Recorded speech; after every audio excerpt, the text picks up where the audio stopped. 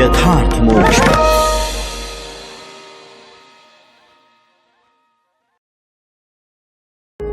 यथार्थ मोक्ष प्रस्तुत कर रहा है अतुल्य संपूर्ण महाभारत। श्री महाभारतम जटासुर वध पर्व 157वां अध्याय। जटासुर के द्वारा द्रौपदी सहित युधिष्ठिर, नकुल, सहदेव का हरण तथा भीमसेन द्वारा जटासुर का वध।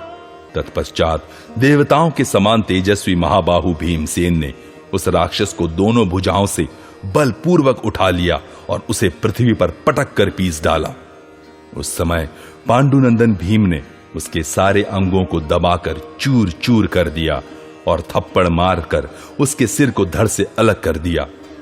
भीमसेन के बल से कटकर अलग हुआ जटासुर का वह सिर वृक्ष से टूटकर गिरे हुए फल के समान जान पड़ता था। उसका ओंठ दांतों से दबा हुआ था और आंखें बहुत फैली हुई थी। दांतों से दबे हुए ओठ वाला वह मस्तक खून से लथपथ होकर गिर पड़ा था। इस प्रकार जटासुर को मारकर महान धनुर्धर भीमसेन युधिष्ठिर के पास आए। उस समय श्रेष्ठ द्विज उनकी भूरी भूरी प्रशंसा कर रहे थे, मानो मरुदगण देवराज इंद्र के गुण गा रहे हों। इस प्रकार श्री महाभारत वन पर्व के अंतर्गत जटासुर वध पर्व में 157वां अध्याय पूरा हुआ। यक्ष युद्ध पर्व 158वां अध्याय। नर नारायण आश्रम से वृषपर्वा के यहां होते हुए राजऋषि आरष्टिशेण के आश्रम पर जाना। वैशंपायन जी कहते हैं, उस राक्षस के मारे जाने पर कुंती कुमार शक्तिशाली राजा युधिष्ठिर पुनः नर नारायण आश्रम में आकर रहने लगे। एक दिन उन्होंने द्रौपदी सहित सब भाइयों को एकत्र करके अपने प्रिय बंधु अर्जुन का स्मरण करते हुए कहा, हम लोगों को कुशल पूर्वक वन में विचरते हुए 4 वर्ष हो गए हैं। अर्जुन ने यह संकेत किया था कि मैं 5वें वर्ष में लौट आऊंगा। पर्वतों में श्रेष्ठ गिरिराज कैलाश पर आकर अर्जुन से मिलने के शुभ अवसर की प्रतीक्षा में हमने यहां डेरा डाला है, क्योंकि वहीं मिलने का उनकी ओर से संकेत प्राप्त हुआ था। वह श्वेत कैलाश शिखर पुष्पित वृक्षावलियों से सुशोभित है। वहां मतवाले कोकिलों की काकली, भ्रमरों के गुंजारव तथा मोर और पपीहों की मीठी वाणी से नित्य उत्सव सा होता रहता है, जो उस पर्वत की शोभा को बढ़ा देता है। वहां व्याघ्र, वराह, महिष, कवय, हरिण, हिंसक जंतु, सर्प तथा रूरू मृग निवास करते हैं। खिले हुए सहस्त्रदल, शतदल, उत्पल, प्रफुल्ल कमल तथा नीलोत्पल आदि से उस पर्वत की रमणीयता और भी बढ़ गई है। वह परम पुण्यमय और पवित्र है। देवता और असुर दोनों ही उसका सेवन करते हैं। अमित तेजस्वी अर्जुन ने वहां भी अपना आगमन देखने के लिए उत्सुक हुए हम लोगों के साथ संकेत पूर्वक यह प्रतिज्ञा की थी कि मैं अस्त्र विद्या का अध्ययन करने के लिए 5 वर्षों तक देवलोक में निवास करूंगा। शत्रुओं का दमन करने वाले गांडीवधारी अर्जुन अस्त्र विद्या प्राप्त करके पुनः देवलोक से इस मनुष्य लोक में आने वाले हैं। हम लोग शीघ्र ही उनसे मिलेंगे। ऐसा कहकर पांडुनंदन युधिष्ठिर ने सब ब्राह्मणों को आमंत्रित किया और उन तपस्वियों के सामने उन्हें बुला भेजने का कारण बताया। उन कठोर तपस्वियों को प्रसन्न करके कुंती कुमारों ने उनकी परिक्रमा की। तब उन ब्राह्मणों ने कुशल मंगल के साथ उन सबकी अभीष्ट मनोरथ की पूर्ति का अनुमोदन किया और कहा, भरत श्रेष्ठ, आज का यह क्लेश शीघ्र ही सुखद भविष्य के रूप में परिणत हो जाएगा। धर्मज्ञ, तुम क्षत्रिय धर्म के अनुसार इस संकट से पार होकर सारी पृथ्वी का पालन करोगे।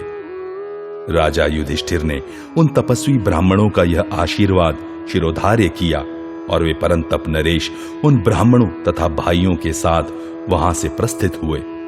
घटोत्कच आदि राक्षस भी उनकी सेवा के लिए पीछे पीछे चले। राजा युधिष्ठिर महर्षि लोमश के द्वारा सर्वथा सुरक्षित थे। उत्तम व्रत का पालन करने वाले वे महातेजस्वी भूपाल कहीं तो भाइयों सहित पैदल चलते और कहीं राक्षस लोग उन्हें पीठ पर बैठा कर ले जाते थे। इस प्रकार वे अनेक स्थानों में गए। तदनंतर राजा युधिष्ठिर अनेक क्लेशों का चिंतन करते हुए सिंह, व्याघ्र और हाथियों से भरी हुई उत्तर दिशा की ओर चल दिए। कैलाश, मैनाक पर्वत, गंधमादन की घाटियों और श्वेत पर्वत का दर्शन करते हुए उन्होंने पर्वतमालाओं के ऊपर ऊपर बहुत सी कल्याणमयी सरिताएं देखी तथा 17वें दिन वे हिमालय के एक पावन पृष्ठभाग पर जा पहुंचे। राजन, वहां पांडवों ने गंधमादन पर्वत का निकट से दर्शन किया। हिमालय का वह पावन पृष्ठभाग नाना प्रकार के वृक्षों और लताओं से आवृत था। वहां जल के आवृतों से सींचकर उत्पन्न हुए फूल वाले वृक्षों से घिरा हुआ वृषपर्वा का परम पवित्र आश्रम था। शत्रुदमन पांडवों ने उन धर्मात्मा राजऋषि वृषपर्वा के पास जाकर क्लेश रहित हो उन्हें प्रणाम किया। उन राजऋषि ने भरत कुलभूषण पांडवों का पुत्र के समान अभिनंदन किया और उनसे सम्मानित होकर वे शत्रुदमन पांडव वहां 7 रात ठहरे रहे। 8वें दिन उन विश्वविख्यात राजऋषि वृषपर्वा की आज्ञा ले उन्होंने वहां से प्रस्थान करने का विचार किया। अपने साथ आए हुए ब्राह्मणों को उन्होंने एक एक करके वृषपर्वा के यहां धरोहर की भांति सौंपा। उन सब का पांडवों ने समय समय पर सगे बंधु की भांति सत्कार किया था। ब्राह्मणों को सौंपने के पश्चात पांडवों ने अपनी शेष सामग्री भी उन्हीं महामना को दे दी। तदनंतर पांडुपुत्रों ने वृषपर्वा के ही आश्रम में अपने यज्ञ पात्र तथा रत्नमय आभूषण भी रख दिए। वृषपर्वा भूत और भविष्य के ज्ञाता, कार्यकुशल और संपूर्ण धर्मों के मर्मज्ञ थे। उन धर्मज्ञ नरेश ने भरत श्रेष्ठ पांडवों को पुत्र की भांति उपदेश दिया। उनकी आज्ञा पाकर महामना पांडव उत्तर दिशा की ओर चले। उस समय उनके प्रस्थान करने पर महातेजस्वी राजऋषि वृषपर्वा ने पांडवों को उस देश के जानकार अन्य ब्राह्मणों के सुपुर्द कर दिया और कुछ दूर पीछे पीछे जाकर उन कुंती कुमारों को आशीर्वाद देकर प्रसन्न किया। तत्पश्चात उन्हें रास्ता बताकर वृषपर्वा लौट आए। फिर सत्य पराक्रमी कुंती नंदन युधिष्ठिर अपने भाइयों के साथ पैदल ही वृषपर्वा के बताए हुए मार्ग पर चले, जो अनेक जाति के मृगों के झुंडों से भरा हुआ था। वे सभी पांडव नाना प्रकार के वृक्षों से हरे भरे पर्वतीय शिखरों पर डेरा डालते हुए चौथे दिन श्वेत हिमालय पर्वत पर जा पहुंचे, जो महामेघ के समान शोभा पाता था। वह सुंदर शैल शीतल सलिल राशि से संपन्न था और मणि सुवर्ण, रजत तथा शिलाखंडों का समुदाय रूप था। हिमालय का वह रमणीय प्रदेश अनेकानेक कंदराओं और निर्झरों से सुशोभित शिलाखंडों के कारण दुर्गम तथा लताओं और वृक्षों से व्याप्त था। पांडव वृषपर्वा के बताए हुए मार्ग का आश्रय ले नाना प्रकार के वृक्षों का अवलोकन करते हुए अपने अभीष्ट स्थान की ओर अग्रसर हो रहे थे। उस पर्वत के ऊपर बहुत सी अत्यंत दुर्गम गुफाएं थीं और अनेक दुर्गम्य प्रदेश थे। पांडव उन सबको सुखपूर्वक लांघकर आगे बढ़ गए। पुरोहित धौम्य, द्रौपदी, चारों पांडव तथा महर्षि लोमश, ये सब लोग एक साथ चल रहे थे, कोई पीछे नहीं छूटता था। आगे बढ़ते हुए वे महाभाग पांडव पुण्यमय माल्यवान नामक महान पर्वत पर जा पहुंचे, जो अनेक प्रकार के वृक्षों और लताओं से सुशोभित तथा अत्यंत मनोरम था। वहां मृगों के झुंड विचरते और भांति भांति के पक्षी कलरव कर रहे थे। बहुत से वानर भी उस पर्वत का सेवन करते थे। उसके शिखर पर कमल मंडित सरोवर, छोटे छोटे जलकुंड और विशाल वन थे। वहां से उन्हें गंधमादन पर्वत दिखाई दिया, जो किम पुरुषों का निवास स्थान है। सिद्ध और चारण उसका सेवन करते हैं। उसे देखकर पांडवों का रोम रोम हर्ष से खिल उठा। उस पर्वत पर विद्याधर विहार करते थे, किन्नरियां क्रीड़ा करती थीं, झुंड के झुंड हाथी, सिंह और व्याघ्र निवास करते थे। शर्भों के सिंहनाद से वह पर्वत गूंजता रहता था। नाना प्रकार के मृग वहां निवास करते थे। गंधमादन पर्वत का वह वन नंदन वन के समान मन और हृदय को आनंद देने वाला था। वे वीर पांडु कुमार बड़े प्रसन्न होकर क्रमशः उस सुंदर कानन में प्रविष्ट हुए, जो सबको शरण देने वाला था। उनके साथ द्रौपदी तथा महामना ब्राह्मण भी थे। वे सब लोग विहंगों के मुख से निकले हुए अत्यंत मधुर, सुंदर, श्रवण सुखद, मादक एवं मोदजनक शुभ शब्द सुनते हुए तथा सभी ऋतुओं के पुष्पों और फलों से सुशोभित एवं उनके भार से झुके वृक्षों को देखते हुए आगे बढ़ रहे थे। आम, आमड़ा, भव्य नारियल, तेंदू, मुंजातक, अंजीर, अनार, नींबू, कटहल, लकुच, मोच, खजूर, अम्लवेत, पारावत, शौद्र, सुंदर कदम, बेल, कैथ, जामुन, गंभारी, बेर, पाकड़, गूलर, बरगद, पीपल, पिंड खजूर, भिलावा, आंवला, हर्रै, बहेड़ा, इंगुद, करौंदा तथा बड़े बड़े फल वाले तिंदुक, ये और दूसरे भी नाना प्रकार के वृक्ष गंधमादन के शिखरों पर लहलहा रहे थे, जो अमृत के समान स्वादिष्ट फलों से लदे हुए थे। इन सबको देखते हुए पांडव लोग आगे बढ़ने लगे। इसी प्रकार चंपा, अशोक, केतकी, बकुल, पुन्नाग, सप्तपर्ण, कनेर, केवड़ा, पाटल, कुटज, सुंदर मंदार, इंदीवर, पारिजात, कोविदार, देवदारू, शाल, ताल, तमाल, पिप्पल, हिंगुक, सेमल, पलाश, अशोक, शीशम तथा सरल आदि वृक्षों को देखते हुए पांडव लोग अग्रसर हो रहे थे। इन वृक्षों पर निवास करने वाले चकोर, मोर, भृंगराज, तोते, कोयल, कलविंग, हारीत, चकवा, प्रियक, चातक तथा दूसरे नाना प्रकार के पक्षी श्रवण सुखद मधुर शब्द बोल रहे थे। वहां चारों ओर जलचर जंतुओं से भरे हुए मनोहर सरोवर दृष्टिगोचर होते थे, जिनमें कुमुद, पुंडरीक, कोकनद, उत्पल, कल्हार और कमल सब ओर व्याप्त थे। कादम, चक्रवाक, कुरर, जलकुक्कुट, कारंडव, प्लव, हंस, बक, मदगु तथा अन्य कितने ही जलचर पक्षी कमलों के मकरंद का पान करके मद से मतवाले और हर्ष से मुग्ध हुए उन सरोवरों में सब ओर फैले थे। कमलों से भरे हुए तालाबों में मीठे स्वर से बोलने वाले भ्रमरों के शब्द गूंज रहे थे। वे भ्रमर कमल के भीतर से निकली हुई रज तथा केसरों से लाल रंग में रंगे से जान पड़ते थे। इस प्रकार वे नरश्रेष्ठ गंधमादन के शिखरों पर पद्मशंड मंडित तालाबों को सब ओर देखते हुए आगे बढ़ रहे थे। वहां लता मंडपों में मोरनियों के साथ नाचते हुए मोर दिखाई देते थे, जो मेघों की मृदंग तुल्य गंभीर गर्जना सुनकर उद्याम काम से अत्यंत उन्मत्त हो रहे थे। वे अपनी मधुर केका ध्वनि का विस्तार करके मीठे स्वर में संगीत की रचना करते थे और अपनी विचित्र पांखें फैलाकर विलास युक्त मदालस भाव से वन विहार के लिए उत्सुक हो प्रसन्नता के साथ नाच रहे थे। कुछ मोर लता वल्लरियों से व्याप्त कुटज वृक्षों के कुंजों में स्थित हो अपनी प्यारी मोरनियों के साथ रमण करते थे और कुछ कुटजों की डालियों पर मदमत्त होकर बैठे थे तथा अपनी सुंदर पाखों के घटाटोप से युक्त हो मुकुट के समान जान पड़ते थे। कितने ही सुंदर मोर वृक्षों के कोटरों में बैठे थे। पांडवों ने उन सबको देखा। पर्वतों के शिखरों पर अधिकाधिक संख्या में सुनहरे कुसुमों से सुशोभित सुंदर शेफालिका के पौधे दिखाई देते थे, जो कामदेव के तोमर नामक वाण से प्रतीत होते थे। खिले हुए कनेर के फूल उत्तम कर्णपूर के समान प्रतीत होते थे।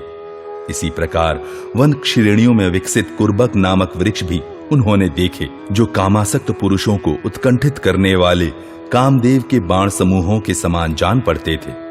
इसी प्रकार उन्हें तिलक के वृक्ष दृष्टिगोचर हुए, जो वन श्रेणियों के ललाट में रचित सुंदर तिलक के समान शोभा पा रहे थे।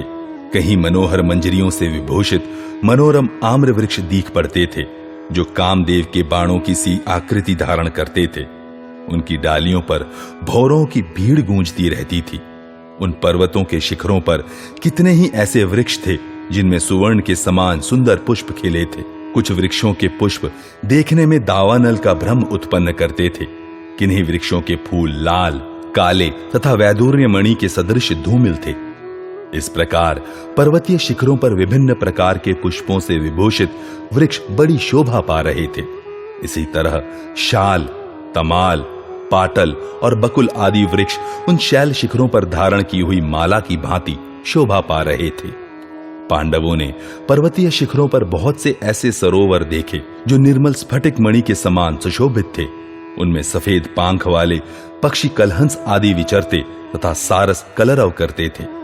कमल और उत्पल पुष्पों से संयुक्त उन सरोवरों में सुखद एवं शीतल जल भरा था। इस प्रकार वे वीर पांडव चारों ओर सुगंधित पुष्पमालाएं, सरस फल, मनोहर सरोवर और मनोरम वृक्षावलियों को क्रमशः देखते हुए गंधमादन पर्वत के वन में प्रविष्ट हुए। वहां पहुंचने पर उन सब की आंखें आश्चर्य से खिल उठी। उस समय कमल, उत्पल, कलहार और पुंडरीक की सुंदर गंध लिए मंद मधुर वायु उस वन में मानो उन्हें व्यजन डुलाती थी। तदनंतर युधिष्ठिर ने भीमसेन से प्रसन्नतापूर्ण यह बात कही, भीम, यह गंधमादन कानन कितना सुंदर और कैसा अद्भुत है। इस मनोरम वन के वृक्ष और नाना प्रकार की लताएं दिव्य हैं। इन सब में पत्र, पुष्प और फलों की बहुतायत है। ये सभी वृक्ष फूलों से लदे हैं, कोकिल कुल से अलंकृत हैं। इस वन में कोई भी वृक्ष ऐसे नहीं है जिनमें कांटे हों और जो खिले न हो। गंधमादन के शिखरों पर जितने वृक्ष हैं उन सब के पत्र और फल चिकने हैं। सभी भ्रमरों के मधुर गुंजारों से मनोहर जान पड़ते हैं। यहाँ के सरोवरों में कमल खिले हुए हैं। देखो, हथिनियों सहित हाथी तालाबों में घुसकर इन्हें मथे डालते हैं। और इस दूसरी पुष्करिणी पर दृष्टिपात करो, जो कमल और उत्पल की मालाओं से अलंकृत है। यह कमल माला धारिणी साक्षात दूसरी लक्ष्मी के समान मानो साकार विग्रह धारण करके प्रकट हुई है। गंधमादन के इस उत्तम वन में नाना प्रकार के कुसुमों की सुगंध से सुवासित ये छोटी छोटी वन श्रेणियां भ्रमरों के गीतों से मुखरित हो कैसी शोभा पा रही है। भीमसेन, देखो, यहाँ के सुंदर प्रदेशों में चारों ओर देवताओं की क्रीड़ा स्थली है। वृकोदर, हम लोग ऐसे स्थान पर आ गए हैं जो मानवों के लिए अगम्य है। जान पड़ता है हम सिद्ध हो गए हैं।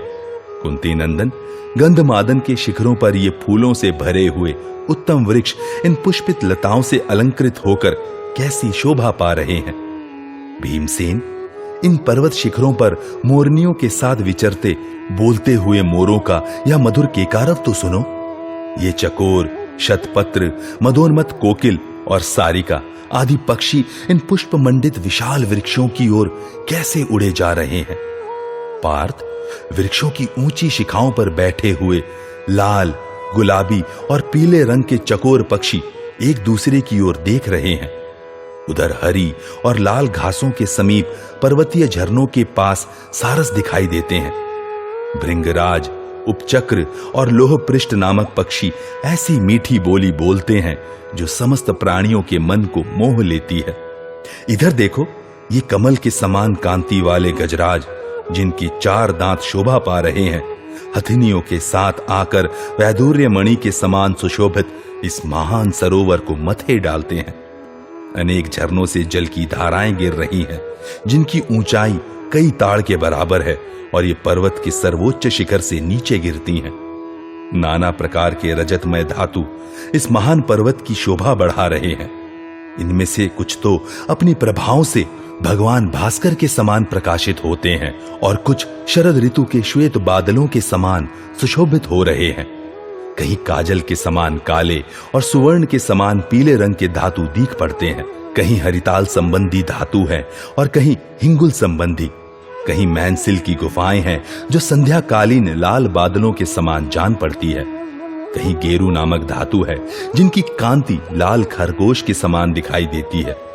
कोई धातु श्वेत बादलों के समान है तो कोई काले मेघों के समान, कोई प्रातः काल के सूर्य की भांति लाल रंग के हैं। ये नाना प्रकार की परम कांतिमान धातु समूचे शैल की शोभा बढ़ाती हैं। पार्थ, जिस प्रकार वृषपर्वा ने कहा था उसी प्रकार इन पर्वतीय शिखरों पर अपनी प्रेयसी अप्सराओं तथा किम पुरुषों के साथ गंधर्व दृष्टिगोचर होते हैं। भीमसेन, यहां समताल से गाते हुए गीतों तथा साम मंत्रों का विविध स्वर सुनाई पड़ता है जो संपूर्ण भूतों के चित्त को आकर्षित करने वाला है।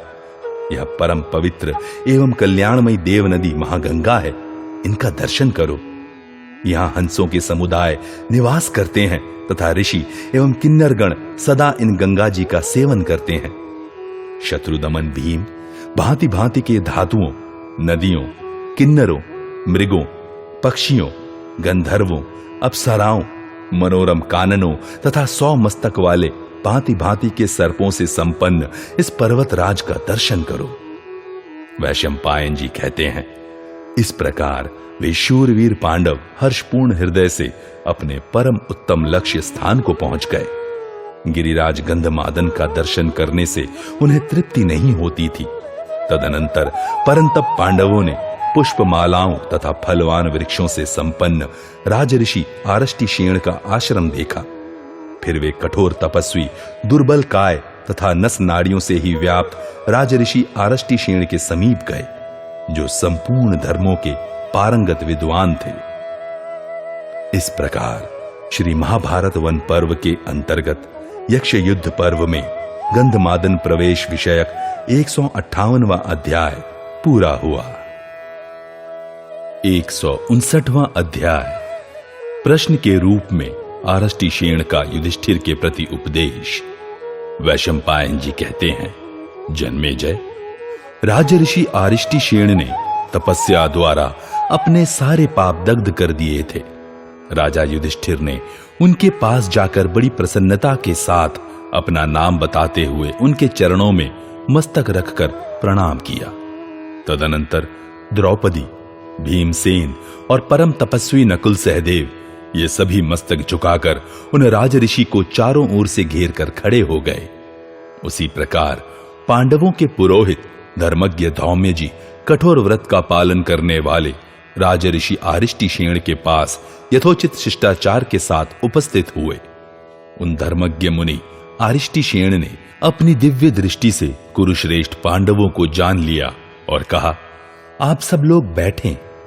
महातपस्वी आरष्टिशेण ने भाइयों सहित कुरुश्रेष्ठ युधिष्ठिर का यथोचित आदर सत्कार किया और जब वे बैठ गए तब उनसे कुशल समाचार पूछा।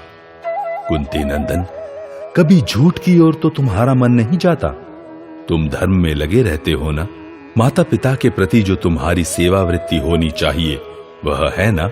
उसमें शिथिलता तो नहीं आई है? क्या तुमने समस्त गुरुजनों, बड़े बूढ़ों और विद्वानों का सदा समादर किया है?